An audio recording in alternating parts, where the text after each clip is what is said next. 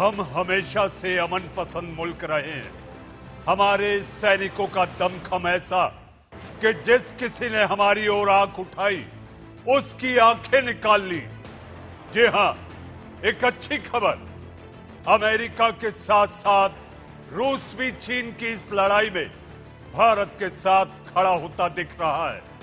वहीं हमेशा शांत और मौन रहने वाले मनमोहन सिंह ने प्रधानमंत्री नरेंद्र मोदी को आगाह किया, सीख दी कि जो बोले वो सोच समझकर बोले। इसी बात को लेकर मचा बवाल तो मैं लेकर आया हूं देश का सवाल। नमस्ते, शाम के 7 बज चुके हैं। मैं हूं मनीष अवस्थी। चीन घिर चुका है, डर गया है, कांप रहा है और उसकी घिग्गी बंध गई है। जब से भारत ने रूस से S-400C मांगा है, तब से चीन को समझ नहीं आ रहा कि वो आखिर करे तो क्या करे। कहते हैं ना खिसियानी बिल्ली खंबा नोचे। तो अब वो पाकिस्तान की तरह भारत को गीदड़ भपकियां दे रहा है, उसे डराने की कोशिश कर रहा है, 1962 की याद दिला रहा है। लेकिन चीन भूल गया है कि उसके बाद 1967 भी है, जब हमने उसको भगाया। और अब तो ये 2020 का भारत है, न्यू इंडिया है।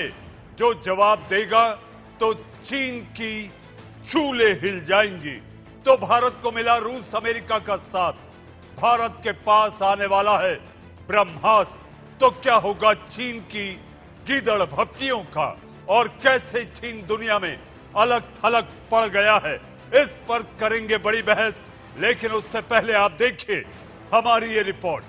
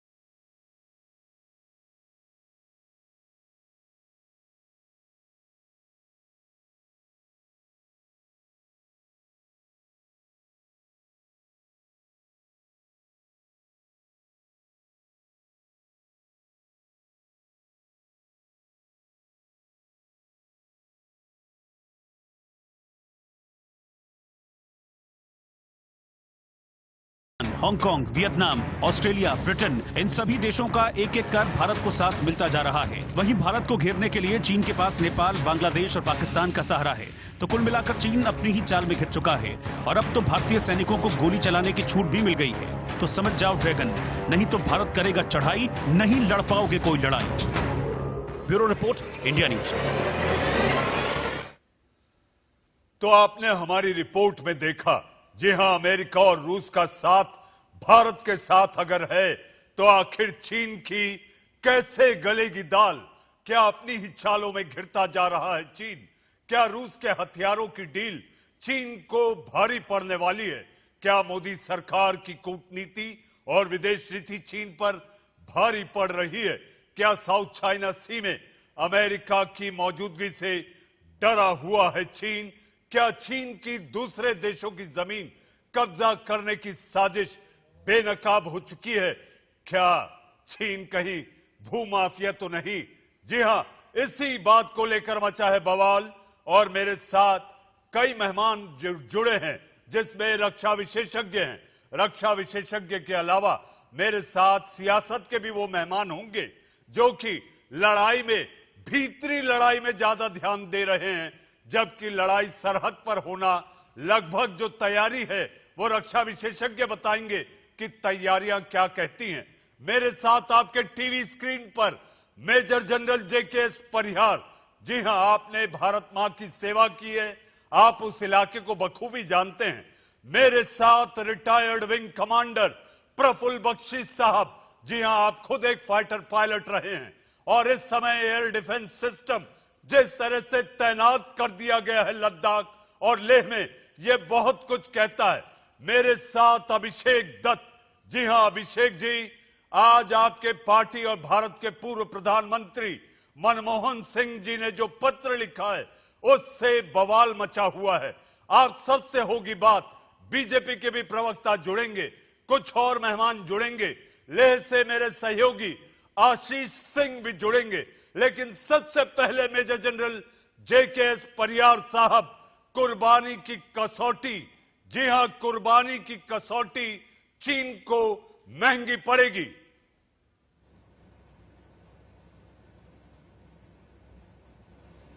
बिल्कुल, भारत की जिस तरह से तैयारी चल रही है, हमारा जो है अब हम ऑफेंसिव डिफेंस वाले स्टेज में हमारा मोबिलाइजेशन हो चुका है।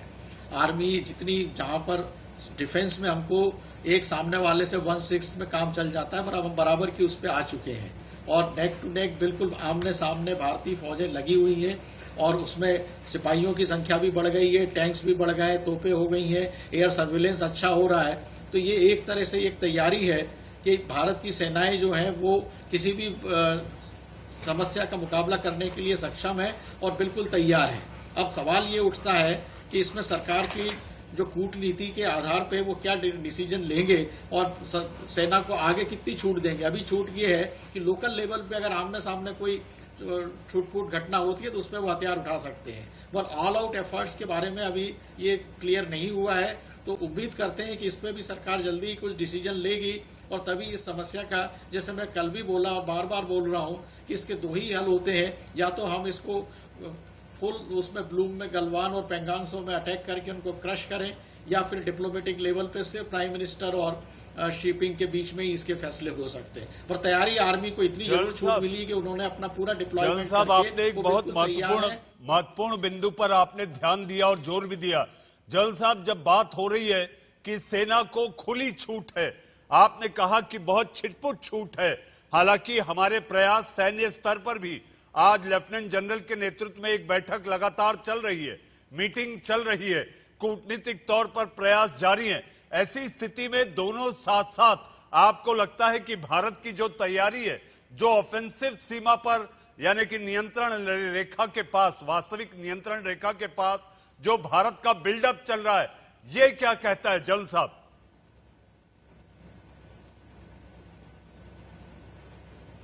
बिल्डअप ये कहता है कि चाइना ने जो बिल्डअप करा है उसके मुकाबला करने के लिए हम पूरी तरह से सक्षम हैं और ये बहुत ही जरूरी है। नहीं तो चाइना को लगता है कि भारत इस बार भी गीदड़ भभकी से डर जाएगा और पीछे हट जाएगा। तो ये एक बहुत बड़ा संदेश इस बिल्डअप से गया है और कोई भी बिल्डअप होने में कम से कम 1 से 2 महीने लगते हैं फुल टाइम वार में जाने के, और मुझे लगता है वो बिल्डअप करीब करीब पूरा हो गया है और सप्लाई लाइंस वगैरह हमारे इंटैक्ट हैं। तो हम आज की हालत में अगर कभी कुछ ओपन होता है तो हम डेफिनेटली उसका मुकाबला कर सकते हैं। ओपन जल साहब, मैं आपके पास आता हूं। मेरे साथ प्रफुल्ल बख्शी साहब भी हैं। बख्शी साहब, इस समय जो बड़ी खबर है, बड़ी खबर यह है कि एयर डिफेंस सिस्टम तैनात कर दिया गया है। आरकेएस भदौरिया वायुसेना अध्यक्ष पहले ही दौरा कर चुके हैं। थल सेना अध्यक्ष नरवणे कभी भी जा सकते हैं। बख्शी साहब, इस समय जानना चाहेंगे, देश जानना चाहता है कि आखिर सरकार और हमारी सेनाओं की क्या तैयारी है ताकि हमारे वीर सपूतों का जो बलिदान है वो व्यर्थ ना जाए।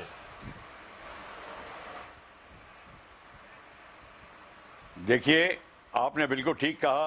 एयर चीफ भदौरिया ने ये इत्तला कर दिया है कि कि एयरफोर्स पूरी तैयार है, पर जब एयरफोर्स की तैयारी की बात होती है तो fighter aircraft, ground attack, air defence तो बात होती है, attack helicopter yes, transport helicopter और ट्रांसपोर्ट एयरक्राफ्ट भी, पर साथ में एयर डिफेंस की कार्रवाई, जो एयर डिफेंस की हमारे रडार, एयर डिफेंस की मिसाइल्स और ये सारा का सारा एयर डिफेंस सेंटर्स जो हैं, जो सेक्टर वाइज कंट्रोल कर रहे हैं, जो फाइटर एयरक्राफ्ट को रडार क्या कहते हैं होमिंग देंगे, पिजन्स टू बेस देंगे, जो कि इंटरसेप्टर्स को गाइड करेंगे अगर उनके दुश्मन हमला कर रहा है, ये सारे के सारे अलॉन्ग विद फाइटर कंट्रोलर्स ये सारे के सारे होंगे। और आपको पता होना चाहिए अवैक भी तैनात होगा जो हवा में गश्त लगा रहा होगा और टैक्टिकल बैटल एरिया का पूरा ब्यौरा फ्लाइंग प्लेटफॉर्म्स को देगा, ग्राउंड प्लेटफॉर्म्स को देगा।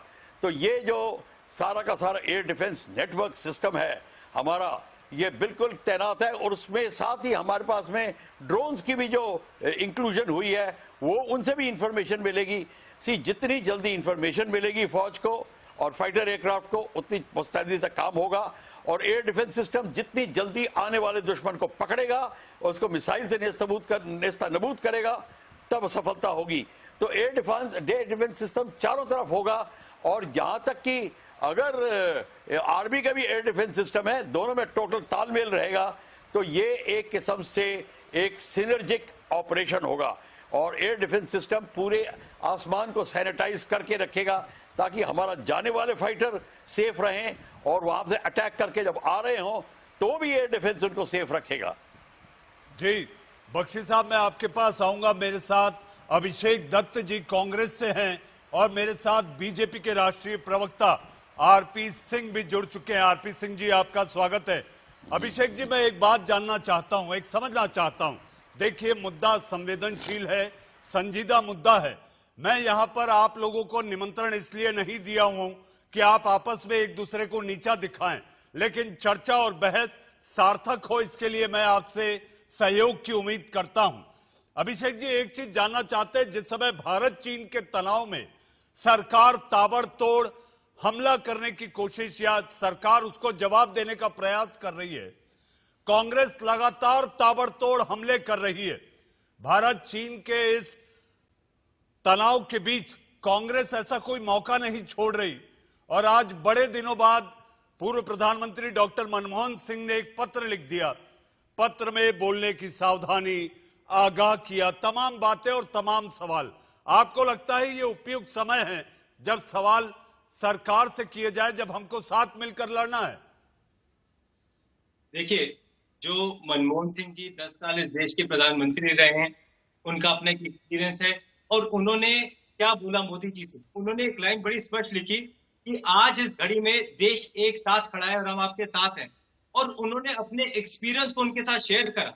उन्होंने कहा कि आज का आपका जो भी निर्णय होगा, जो भी आपका डिसीजन होगा, वो आने वाली पीढ़ी आपकी सोच को उसी प्रकार से रखेगी।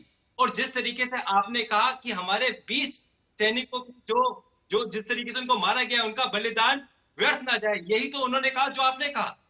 इशू कांग्रेस पार्टी का ये नहीं कि कांग्रेस पार्टी क्या कह रही है। मैं तो आप ही के चैनल से पूछना चाहता हूं, 30 मई को राजनाथ सिंह जी का पहला बयान आता है कि बॉर्डर हमारा सुरक्षित है। 2 जून को वो दूसरा बयान देते हैं कि बहुत सारे चीनी जो सैनिक है हमारे बॉर्डर के अंदर घुस गए। मैं राजनाथ सिंह जी के कोटेड बयान कह रहा हूं और लगातार उनके बयान आते रहे, परंतु जो बाद में हमारे देश के प्रधानमंत्री जी का बयान आता है, उसके बाद पीएमओ का बयान आता है, वो एकदम अलग आता है। तो यही उनको प्रधानमंत्री, जो हमारे पूर्व प्रधानमंत्री जी, उन्होंने कहा कि अपने शब्दों का सही चरण कीजिए और जो भी डिसीजन हो देश के हित का डिसीजन होना चाहिए। वो कांग्रेस पार्टी आपके डिसीजन में साथ खड़ी है, आप प्रधानमंत्री है, निर्णय आपका है, परंतु निर्णय की समझ सही होनी चाहिए। जी अभिषेक जी, आप आरपी सिंह जी, आपने अभिषेक जी की बातें सुनी, लेकिन एक मन में थोड़ा सा एक भ्रम है जिसे आज आपको साफ करना होगा। और मुझे लगता है कि इस समय कांग्रेस भी जो बिलबिला रही है उसकी वजह शायद ये भ्रम है। हालांकि वो दीगर बात है कि अविश्वास के बीज भी बोए जा रहे हैं। आरपी सिंह जी, ये बताइए, आपकी सरकार के एक मंत्री हैं जो कि थल सेना अध्यक्ष रह चुके हैं, उन्होंने अपने एक इंटरव्यू में कहा है कि हमारे पास भी जो चीनी सैनिक घुस आए थे हमने उनको वापस कर दिया। एक तरफ आप बयान देते हैं कि कोई अंदर घुसा ही नहीं, ना हम उनकी सीमा में गए, तो आखिर वीके सिंह को, जनरल वीके सिंह को यह बोलना क्यों जरूरी समझा? आपकी बात का जवाब देता हूं, परंतु उससे पहले मैं, अभिषेक मेरा बहुत अच्छा दोस्त है, मैं एक बताता हूं। आप कह रहे हैं कि मनमोहन सिंह जी बोले, मनमोहन सिंह जी ने अपना मौन तब नहीं तोड़ा जब जोरावर का किला पीएलए ले गई थी, चाइना की आर्मी ले गई थी। जोरावर सिंह का किला तब नहीं बोला जॉब के अंदर, उन्हें तब नहीं बोला जब हमारी सब्जी वैली आप बोलेंगे बिल्कुल भी नहीं सुनूंगा। आप बड़े भाई हैं, आप सरदार मनमोहन सिंह जी का पूरा सम्मान कीजिए। मैं रिक्वेस्ट करूंगा आपसे, वो हमारे देश के प्रधान, मैंने मोदी जी के लिए कुछ नहीं कहा। मैं कह सकता हूँ, मैं उनके जुमलों के बारे में कह सकता हूँ, जुमलों के बारे में कह सकता हूँ, मैं नहीं कहना चाहता। मैं रिक्वेस्ट कर रहा हूँ मनमोहन सिंह जी के लिए, कोई भी शब्द यूज करेंगे तो मैं बीच ऑब्जेक्ट करूंगा। मेरा आपसे रिक्वेस्ट है। सबसे बता रहा हूँ, मनमोहन सिंह जी, मैंने मनमोहन सिंह जी बोला, मैंने बोला कि वो मौन क्यों रहे तब, उसमें क्या शक है? अब बोल रहे हैं वो आज भी बोला कि देश जब सुरक्षा का है। मैं आपसे हाथ जोड़ के निवेदन करूंगा, आप देश सुरक्षा पे रहे। चीन को कैसे भगाना है उस पर ध्यान दें। आप चाइना ने हड़प लिया 2008 से लेकर 2013 के बीच में। मैं आपको गिनाऊं, तेरा पंगान, पबजी वैली, दूध चमची, डमडोक का जोरावर किला, राकी नाला, मैं तो ऐसे आपको पूरी गिनती गिना सकता हूँ। और एक इंच में, और आपकी जानकारी के लिए, मैं कश्मीर और लद्दाख का प्रभारी रहा हूँ 8 साल। मुझे लद्दाख का एक चप्पे की जानकारी है, और मैं समझता हूँ लद्दाख को मनमोहन सिंह जी से बेहतर। और आप अभिषेक समझदार हो, मैं आप अपने सोच है कि आप अपने नेता से ज्यादा अच्छे समझदार हो। आपका जो नेता है, आप जितना समझदार हो जाऊंगा। मैं मनमोहन सिंह की बात नहीं कर रहा, मैं राहुल गांधी की बात कर रहा हूँ। मैं मोदी जी के जुमलों के बारे में बात नहीं करना चाहता। राजनाथ सिंह जी ने जिस तरीके से देश को गुमराह करा, मैं बारे में बात नहीं करना चाहता। जिस तरीके से एमबीए ने स्टेटमेंट दी, मैं इसमें नहीं जाना चाहता। मैं ये जानना चाहता हूँ कि हमारे 20 सैनिक जिनको शहीद हुए, क्या उनके लिए आज भारत एक साथ खड़ा है नहीं खड़ा? आप मुद्दे में लेके बात लगातार आपके नेता राहुल गांधी देश की सेना के ऊपर प्रश्न उठा रहे हैं। लगातार देश की सेना के प्रकरण पर प्रश्न उठा रहे हैं। वो देश के रक्षा मंत्री 2 दिन लग जाते हैं सैनिकों को श्रद्धांजलि देने में, प्रधानमंत्री साहब को 2 दिन लग जाते हैं सैनिकों को श्रद्धांजलि। हम देश के आगे क्या देखने जा रहे हैं? ये फोटो को ध्यान से देखना, ये आप शायद अभिषेक होंगे, ये फोटो है आपके नेता की 10 फोटो झूले वाली फोटो से एक एग्रीमेंट करते हुए, जो खबर वहां पे नहीं होती। यहाँ की सेना एक पक्ष रखती है, आपके नेता चाइना का पक्ष क्यों रखता है? इसलिए रखता है क्योंकि उनका सोचा हुआ था 2008 के अंदर चाइना की कम्युनिस्ट पार्टी के साथ, और ये सोचा हुआ था अभिषेक जी कुछ कहना चाहते हैं? आपने जो तस्वीर दिखाई है इस पे अभिषेक कुछ कहना चाहते हैं, आप तिलक लगा दीजिए। लेकिन मैं एक बात कहना चाहूंगा आरपी जी और अभिषेक जी, जी हाँ, सच का पहला स्वागत हमेशा विरोध से होता है। देखिए, मैं इनको ये बताना चाहता हूँ कि आपकी डिबेट में आर्मी बैठे हैं, आपकी डिबेट में डिफेंस बैठे हैं, वो तय करें विरोध का समय क्या है। पार्लियामेंट होगा, जितना मर्जी विरोध करें, हम कब मना कर रहे हैं? परंतु इस समय देश की सेना वहां पर चाइना के साथ आमने सामने खड़ी है, हर मोर्चे के ऊपर, और आप इस समय प्रश्न पार्टी चाइना के चलता है। बीजेपी की कई डेलीगेशन, यहाँ तक कि इनके जो बीजेपी के जनरल सेक्रेटरी चाइना होते हैं, वहाँ की इकोनॉमी के बारे में स्टडी करने के लिए ये डेलीगेशन, आप बताइए।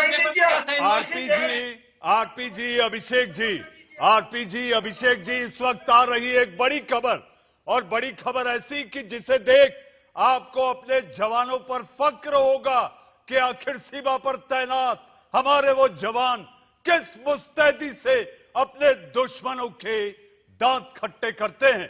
भारत चीन के जवान, जी हां, भारत चीन के बीच जवान की झड़प का वीडियो सामने आया है। उत्तरी सिक्किम में झड़प का बताया जा रहा है। यह वीडियो मार्च या अप्रैल में हुई थी। भारत चीन के जवानों के बीच ये झड़प भारतीय सेना ने नहीं की है। वीडियो की आधिकारिक पुष्टि आपके टीवी स्क्रीन पर इस समय भारतीय जवानों कि ताकत, उनके जज्बात, उनके जुनून, उनके हौसले का ये वीडियो। इस वीडियो पर, जी हां, इस वीडियो पर ताजा जानकारी और अपडेट के लिए मैं सीधा लिए चलता हूं आपको मेरे सहयोगी आशीष सिंह के पास। ले आशीष, आपका स्वागत है। इस समय वहां हालात क्या हैं और आप खैरियत से हैं?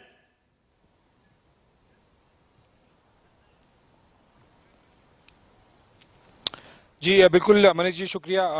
मैं और मेरे कैमरामैन काफ़ी खैरियत से हैं, लेकिन ये जो वीडियो की आप बात कर रहे हैं, सॉरी, उससे पहले यहाँ पर हालात के बारे में बता दूं मनीष जी। काफ़ी ज़्यादा टेंस एक्टिविटी है। 1999 के बाद में अभी तक इस तरह की टेंस एक्टिविटीज़ देखी नहीं गई थी, और हमने जो रिपोर्ट्स आज सुबह से की है, एक ही साथ में आर्मी एविएशन के अटैक हेलीकॉप्टर्स, साथ ही साथ जो ट्रांसपोर्ट हेलीकॉप्टर्स हैं, चाहे वो चिनूक हो या MI-17 V5 हेलीकॉप्टर्स हो, इंडियन एयरफोर्स के फाइटर जेट्स, साथ ही साथ इंडियन एयरफोर्स के transport aircraft C-130J Hercules, IL-76, C-17 globe masters, ये सारे के सारे अलग अलग डोमेन के एयरक्राफ्ट हमें 2 से 3 मिनट के डिफरेंस में तीनों चारों अलग अलग डोमेन के एयरक्राफ्ट हमें यहाँ पर लेह लद्दाख के ऊपर एरियल सॉर्टीज करते हुए नजर आ रहे थे। उसका मतलब साफ है कि काफी कम समय में काफी ज्यादा deployment, practice, signalling to China side, ये सब कुछ अचीव किया जा रहा है आर्मी एविएशन और इंडियन एयरफोर्स द्वारा। पर उसकी वजह ये है कि चीन ने केवल कुछ किलोमीटर दूर यहाँ से LAC के उस पार कई ऐसे कम से कम 3 अलग अलग बेसिस पर अपने J-7, J-11, J-16 इस तरह के फाइटर जेट्स लगा दिए हैं। और J-7 को तो चलिए अगर साइड में छोड़ भी दें, तो J-11 और J-16 रशियन सुखोई 27 के इक्विवेलेंट है। और अगर आप बाय एंड लार्ज पूरे वेपन पैकेज के पॉइंट ऑफ व्यू देखें, तो इंडियन एयरफोर्स के पास फिलहाल जो सबसे बेस्ट फाइटर जेट है वो है सुखोई 30 MKI। उसके भी 19-20 के अगर हम कंपैरिजन करें तो उसके भी मुकाबले J-11 और J-16 हम जानना चाहेंगे कि ये जो वीडियो आपने भेजा है, इस समय टेलीविजन स्क्रीन पर जो वीडियो चल रहा है, इसके बारे में संक्षिप्त में बताएं आशीष।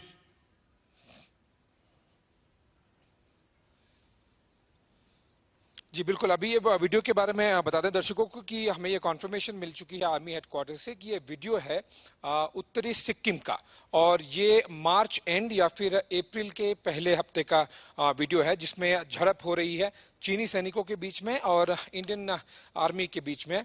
और ये शुरुआत हो सकती है, ये स्टार्टिंग पॉइंट हो सकता है, क्योंकि हम बार बार रेफर कर रहे हैं कि देखिए अप्रैल के आसपास जब चाइनीज साइड ने थोड़ा अग्रेशन और बिल्टअप शुरू किया था, तो ये उन चंद शुरुआती पहलुओं में से एक वीडियो हो सकता है जो अभी हम इंडिया न्यूज के दर्शकों को हम एक्सक्लूसिवली दिखा रहे हैं, और इंडियन आर्मी हेडक्वार्टर के कॉन्फर्मेशन के साथ में, बड़ी जिम्मेदारी के साथ में, ये शुरुआती लक्षण मैं कहूंगा कि चीनी सेना की तरफ से दिख रहे हैं कि किस तरह से वो अलग अलग लोकेशन पे, ना ही गैल्वन वैली, ना केवल पैंगोंग। आपका बहुत बहुत धन्यवाद इस तमाम जानकारी के लिए। आप अपने साथ साथ कैमरामैन का भी ख्याल रखें। जी हाँ, वक्त है एक ब्रेक का। ब्रेक के बाद आएंगे तो 2 मुद्दों पर चर्चा और बहस करेंगे। पहला ये कि रक्षा मंत्री राजनाथ सिंह रूस दौरे पर हैं और इसके क्या मायने, और दूसरा ये कि जिस चीन की आवाम को उसकी सरकार पर भरोसा नहीं, आखिर भारत में बैठा विपक्ष चीन की बातों पर कैसे भरोसा कर लेता है। देश का सवाल में अब वक्त है ब्रेक का।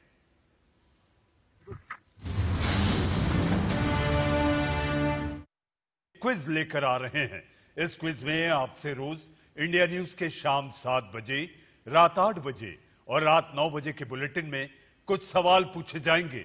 इसके जवाब पेटीएम फर्स्ट गेम्स पर देने वाले लकी विजेताओं को पेटीएम फर्स्ट गेम्स ऐप के जरिए 10 लाख रुपए तक के इनाम दिए जाएंगे। तो आज का सवाल है, इंडिया न्यूज पर चलने वाले देश का सवाल के एंकर का नाम क्या है? विकल्प मनीष अवस्थी, शुभ्रा, रोहित पुनेठा, रोहित सावंत। सही जवाब देने के लिए अभी आप डाउनलोड कर लें पेटीएम फर्स्ट गेम्स ऐप और विजिट करें paytmfirstgames.com। और अब वक्त है हेडलाइंस का। ब्रेक का बाद देश का सवाल में आपका फिर से एक बार स्वागत है। और मेरे साथ वो तमाम मेहमान जुड़े हुए हैं जो ब्रेक के पहले चर्चा कर रहे थे, बहस कर रहे थे। जी हाँ, मेरे साथ बीजेपी प्रवक्ता आरपी सिंह, मेरे साथ कांग्रेस प्रवक्ता अभिषेक दत्त, रक्षा विशेषज्ञ मेजर जनरल जेकेएस परिहार, रिटायर्ड विंग कमांडर रक्षा विशेषज्ञ प्रफुल्ल बख्शी भी हमारे साथ बने हुए हैं। इस समय आरपी सिंह जी, मेरा सवाल आपसे, आखिर चीन को लेकर सरकार आर पार की लड़ाई की तैयारी करती दिख रही है, वही कूटनीतिक मोर्चे पर भी सरकार तैयार है, लेकिन रूस के साथ नजदीकियां बहुत कुछ कहती हैं। तीनों तौर पर, आर्थिक तौर पर, कूटनीतिक तौर पर और मिलिट्री के तौर पर, तीनों तौर पर सरकार अपनी तैयारी कर रही है। कूटनीतिक तौर पर राजनाथ सिंह जी रशिया गए हैं। मिलिट्री के तौर पर आपको आशीष ने अभी बताया किस प्रकार से जमीन पर तैयारी है। आर्थिक तौर पर आपको अभी पूरे देश भर की सरकारें और भारत सरकार के फैसले आपको सुनाई दे रहे हैं। तो चीन के साथ तो हमारी तैयारी पूरी है, पर हमारी दिक्कत होती है हमारे जयचंदों का क्या करें। हमारे जो बीच में बैठे हुए बार बार ऐसी बातें करते हैं। मैं जो आपको बार बार एक फोटो दिखाने की कोशिश कर रहा हूं, आप फोटो देख पाए, ये किस सिग्नेचर हो रहे हैं। देश के मंत्री नहीं है, देश के मंत्री नहीं है। तो कम्युनिस्ट पार्टी ऑफ इंडिया और कांग्रेस पार्टी ऑफ इंडिया के बीच में एक समझौता हुआ, कम्युनिस्ट पार्टी ऑफ इंडिया के बीच में। और समझौता क्या हुआ कि हम आपस में एक दूसरे की मदद करेंगे, और ये हो रही है। अफसोस ये है, जब बार प्रश्न उठाते हैं सेना के प्रकरण पर, जब बालाकोट किया तब प्रश्न उठाए, जब सर्जिकल तब प्रश्न उठाए। आरपी जी, सवाल तो आप पर भी उठेंगे। आरपी जी माफी के साथ आपको रोकना चाहूंगा, सवाल आप पर भी उठेंगे। आपके पार्टी के नेता राम माधव भी चीन गए थे, वहां पर उन्होंने भी मुलाकातें की थी। मुलाकात करना, समझौता करना, ये एग्रीमेंट हुआ है दोनों पार्टीज के बीच में। कांग्रेस और कम्युनिस्ट पार्टी ऑफ चाइना में हस्ताक्षर हो रहे हैं। मुलाकात मैं भी करता हूं 10 लोगों के साथ, पर छुपाता नहीं हूं। यहाँ तो डोकलाम के दौरान, जब डोकलाम में हिंदुस्तान की सेना और चाइना की सेना आमने सामने थी, उस दौरान में यहाँ पर चाइनीज एम्बेसडर के साथ भोजन करते हैं, उसको छुपाते हैं। आरपी जी, आपके धनादन सवाल जो हैं, आरपी जी आपके धनादन सवाल इस समय कांग्रेस के लिए जो फायर कर रहे हैं आप, ताबड़तोड़ हमले कांग्रेस कर रही थी। अभिषेक दत्त, अगर आपने आरपी जी के सवालों को जाना और समझा और सुना है, तो आखिर ये कौन सा समझौता कर रहे थे राहुल गांधी? सर, आरपी सिंह जी से पूछ लीजिएगा, अगर उन्होंने बोल लिया तो तसल्ली से मेरी बात को सुन ले, बिकॉज जब वो बोलते तो किसी और को बोलने नहीं देते। 2016 में शिवराज सिंह चौहान एक ट्वीट करते हैं, जो मुख्यमंत्री थे उस समय मध्य प्रदेश के, आज भी हैं, कि सीपीआई की, इनकी चाइना की पार्टी में और बीजेपी की पार्टी में बहुत ज्यादा सिमिलैरिटीज है। हमारे देश के प्रधानमंत्री जब मुख्यमंत्री थे तब से उनसे चाइना से बहुत अच्छे उनसे रिलेशन थे। वाइब्रेंट गुजरात में चाइनीज फर्म्स की बहुत मैसिव इन्वेस्टमेंट होती थी। जब हमारे देश के प्रधानमंत्री चीन के प्रेसिडेंट को झूला झुला रहे थे, उस समय भी उनकी आर्मी हमारे देश में उनकी अटैक कर रही थी, उस समय उन्होंने कोई स्टेटमेंट नहीं दी। सबसे बड़ी बात यह है, जो अभी आपने वीडियो दिखाया कि मार्च अप्रैल में चीनी जो सैनिक हैं, ये भारतीय सैनिक से लड़ रहे हैं। आज आपने वीडियो दिखा के हमारी बात यही तो हम इनसे कहते आ रहे हैं कि ये आज की प्रॉब्लम नहीं है, ये मार्च अप्रैल में जून की प्रॉब्लम है, जिसको जाके इन्होंने जून में एड्रेस करा।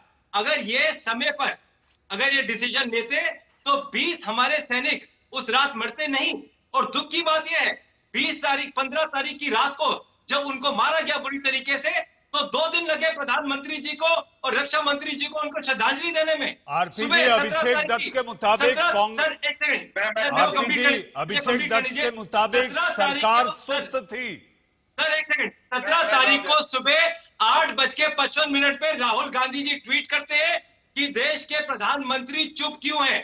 12:55 में राजनाथ सिंह जी ट्वीट करते हैं, और रात के समय 10:15 में प्रधानमंत्री ट्वीट करते हैं। चलिए, आप दोनों की बात हुई, मेरे साथ रक्षा विशेषज्ञ आरपी जी, मैं आपके पास आता हूं। प्रफुल्ल बख्शी जी, आपने दोनों सियासत के नेताओं की, उनके प्रवक्ताओं की बातें सुनी। आपको क्या लगता है, क्या सरकार सुस्त थी जैसा कांग्रेस आरोप लगा रही है और लगातार सरकार पे ताबड़तोड़ हमले कर रही है? प्रफुल्ल जी। देखिए, पहली तो इनकी बात मेरे को पूरी सुनाई नहीं पड़ती, पर मैं ये बता दूं कि इस समय ये जो एक दूसरे पर लांछन लगाए जा रहे हैं, ये बहुत पुरानी नीतियां हैं। जब से 1947 ऑनवर्ड्स ये नीतियां बनी हैं, और दोनों ही चाइनीज को क्या कहते हैं, हमारे जो ऐसी नीति बन गई थी कि चाइनीज की खिलाफत ही नहीं करते थे। और हर बार जो है सबसे ज्यादा जो प्रॉब्लम खड़ी हुई है वो खड़ी हुई थी डायरेक्ट नीति ऑफ चाइना के साथ, जो उस समय के प्रधानमंत्री थे जवाहरलाल नेहरू, वहां से सारी की सारी स्टार्ट हुई है। और ये मिनिस्टर आते जाते रहते हैं, जो ब्यूरोक्रेटिक मशीनरी ने जो मेथड्स बना दिए हैं और फाइलें बना दी हैं, ये वो चलती रहती हैं। इनको ये नहीं पता कि जो आमतौर पर मिनिस्टर बनते हैं वो 1.5 साल के लिए बनते हैं। प्रफुल्ल जी एक मिनट रुकिए, मैं अभिषेक दत्त को लाता हूं। संधियां दल नहीं करते, सरकारें और देश करती है। अभिषेक जी, अगर आपने प्रफुल्ल बख्शी जी को सुना होगा तो उन्होंने सीधे तौर पर कहा है कि आखिर चूक कहां हुई थी। पंडित जी के जरिए जो चूक हुई थी उसका भुगतमान है जो सरकार या देश आज तक भुगत रहा है। अभिषेक जी। चूक हमसे तब हुई अभी रिसेंटली, जब बड़े बड़े डिफेंस एक्सपर्ट्स, बड़े बड़े न्यूज चैनल आप जैसे सैटेलाइट इमेजेस दिखा रहे थे कि चाइनीज आर्मी हिंदुस्तान में घुस चुकी है। चूक हमसे तब हुई जब राजनाथ सिंह जी स्टेटमेंट दे रहे थे कि चाइनीज आर्मी आज हमारे देश के अंदर घुस गई है, भारी संख्या में घुस चुकी है। चूक हमसे तब हुई जब MEA ये कह रहा था कि चाइनीज आर्मी बड़े बड़े हमारे यहाँ पे बंकर्स बना रही है, बड़ी बड़ी हमारे एस्टैब्लिशमेंट कर रही है। मैं आपको बताना चाहता हूँ, मैंने अब तक इस पर कोई पॉलिटिकल चर्चा नहीं करी। 29 मई को, 3 जून को, 5 जून को, 8 जून को 2 बार, 9 जून को, 10 जून को लगातार राहुल गांधी देश के प्रधानमंत्री जी से सवाल पूछते रहे कि चाइनीज आर्मी जो हिंदुस्तान में घुस रही है इसके लिए आप क्या कदम उठा रहे हैं। अभी सरदार आरपी सिंह बैठे हैं जो कहते हैं मैं 8 साल प्रभारी था और मुझे लगता है लद्दाख के बहुत ज्यादा घूमे हैं। मैं इनसे पूछना चाहता हूँ, पहले जो हमारी आर्मी थी फिंगर 4 से लेकर फिंगर 8 तक पेट्रोलिंग करती थी बाय बोट या बाय फुट, आज चाइनीज आर्मी फिंगर 8 से लेकर फिंगर 4 तक पहुंच चुकी है। वहां उनके टैंक्स खड़े हैं, वहां उनकी एस्टैब्लिशमेंट है। अभिषेक जी, पूछना चाहता हूं अभिषेक जी, जहां तक फिंगर 4 की बात है, फिंगर 4 की बात है, तो आप एक उंगली अगर ऐसी उठा रहे हैं तो वो 4 फिंगर आप ही की तरफ आ रही है। जिस 4 फिंगर की बात हो रही है, आरपी सिंह जी, ये उंगलियां उठाने का दौर कब तक चलेगा? सरहद के अंदर हमें तो लड़ाई उस फिंगर 4 के लिए करनी है। हम बाहर तो लड़ सकते हैं, तो से कैसे लड़ेंगे? अफसोस तो ये है कि हमारे यहाँ के जज अभिषेक बहुत समझदार है। मैं आज कह रहा हूँ, इतनी समझदार अपने इनके नेता के पास होती तो आज देश में दिक्कत नहीं होती। राहुल गांधी इनके मुकाबले की समझ ले तो आज देश को दिक्कत ना हो। पर अफसोस है कि राहुल गांधी की समझ एक छोटे बच्चे की तरह है, एक देखिए मोदी जी के बारे में, उनके जुमलों के बारे में बात नहीं कर रहा, बिकॉज आज समय मोदी जी के जुमलों के बारे में बात करने का नहीं है। उनके एक सर आज देश की सुरक्षा की बात कीजिए। आप बताइए कि हम इस लड़ाई को मिलकर कैसे लड़े। जो हमारे सैनिक मरे, आप दोनों आरोप प्रत्यारोप एक दूसरे पे उंगलियां उठाते रहे। मेरे साथ इस पैनल में रक्षा विशेषज्ञ हैं जिन्होंने मां भारती की सेवा की है। जी हाँ, मेरे साथ मेजर जनरल परिहार।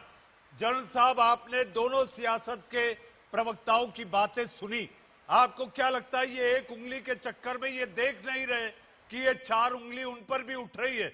जनरल साहब, आपकी नजर में आखिर चूक किसकी है और कहां हुई है? जनरल परिहार।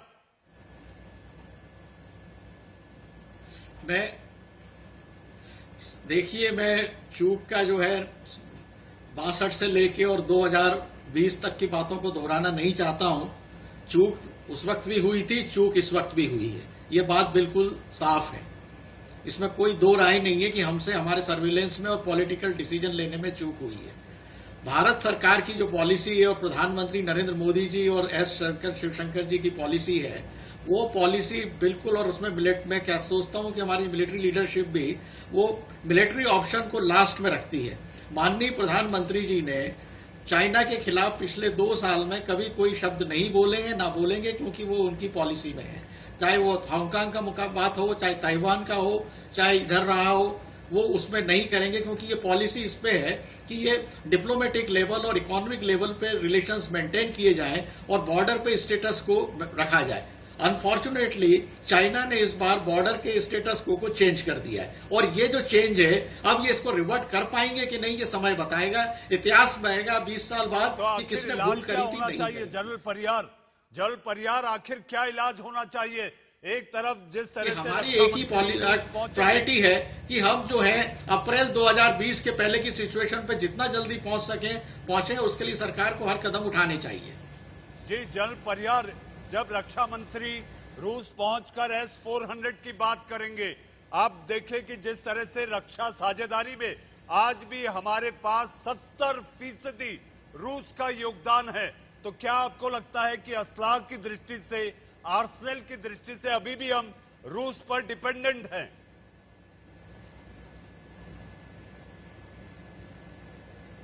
रूस पे आर्सेनल के लिए डिपेंडेंट होने वाली बात नहीं है। रक्षा मंत्री का जाना एक बहुत ही जरूरी था, क्योंकि रूस जो है वो धीरे धीरे भारत से शिफ्ट होकर चाइना के डोमेन में जा रहा है।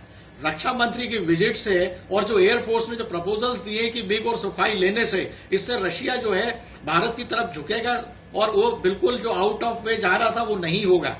ये तो एक बहुत ही जरूरी। दूसरी बात, डिप्लोमेसी में कई चीजें जो है वो अंदर ही अंदर चलती हैं, जो कभी बातें नहीं होती हैं। रक्षा मंत्री अगर रूस में गए हैं और चीन के भी वहां पर है तो उनमें जरूर चर्चा होगी, मैं मानता हूं, ये बताई नहीं जाती है। मैं ये भी मानता हूं कि प्रधानमंत्री नरेंद्र मोदी जो है नहीं होगी। जनरल साहब, सरकार ने साफ कर दिया है कि चीन से कोई बातचीत नहीं होगी। जो है चुप गुप्त रहती है। मिलिट्री स्ट्रेटेजी और डिप्लोमेसी गुप्त रहे तो ही अच्छा है। जी, बख्शी साहब, जिस तरह से भारतीय वायुसेना ने फाइटर एयरक्राफ्ट और उसके साथ साथ S-400 की डील होने की बात सामने आ रही है, अगर यह होता है तो सबसे बड़ा ब्रह्मास्त्र रूस भारत को दे देगा, यानी यह माना जाए कि रूस भारत के साथ खड़ा है। देखिए, S-400 तो रूस बहुत देर से हमें देने की कोशिश कर रहा है। हमारे साथ ही नहीं हो रही थी। पर एक बात बता दूं कि अगर हमें S-400 लेना है तो उसकी टेक्नोलॉजी भी हमारे को ट्रांसफर करनी पड़ेगी। ये अब आप आंख बंद करके रूस को फॉलो नहीं कर सकते। कोई भी नहीं कंट्री कर सकता, हमको नहीं करनी चाहिए। और आपको ये पता होना चाहिए S-400 के अंदर जो टेक्नोलॉजी है वो कई दूसरी कंट्रीज की बनने लगी हुई है। भारत को ये मेक श्योर करना है कि उस टेक्नोलॉजी से कोई प्रॉब्लम नहीं आएगी हमको, तभी हमको उसको विद इन इंडिया R&D करके बनाना होगा।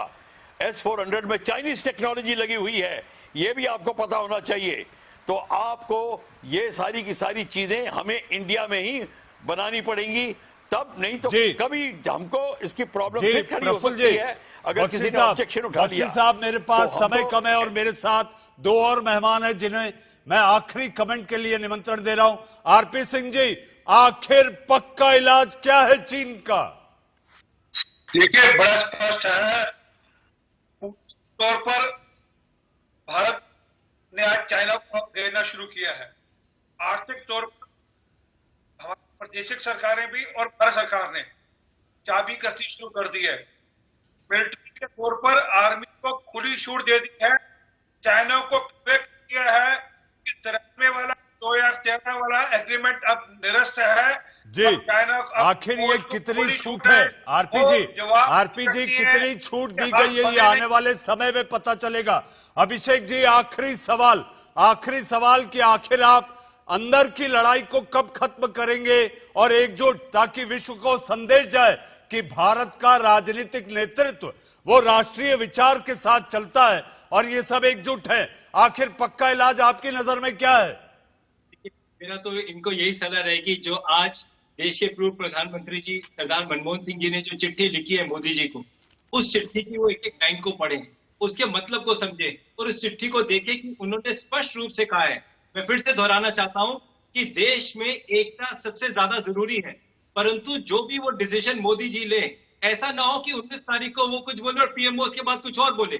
एक साथ मिलकर आगे बढ़े, स्पष्टता के साथ चले और आर्मी, और सबसे बड़ी बात देखिए, प्रॉब्लम क्या है जी को मैं कुछ बोलता हूँ, इनको चाहिए। मैं इनसे रिक्वेस्ट करूंगा थोड़ा सब्र रखिए, कागज पढ़िए, समझे। मनमोहन सिंह जी कुछ कह रहे हैं तो उनकी बातों में दम है, उनकी बातों को समझिए, देश की बेहतरीन के लिए वो कह रहे हैं।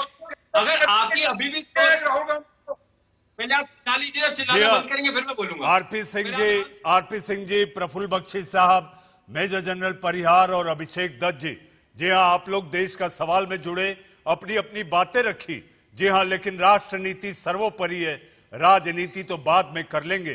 देश का सवाल में जुड़ने के लिए आप सभी का बहुत बहुत धन्यवाद। जी हाँ, अब वक्त है एक छोटे से ब्रेक का। दिन भर की खबरों के पिटारे को लेकर आएंगे ब्रेक के बाद। जी हाँ, दिन भर की खबरों के पिटारे को लेकर आएंगे रोहित पुनेठा, आंख कान खोल के।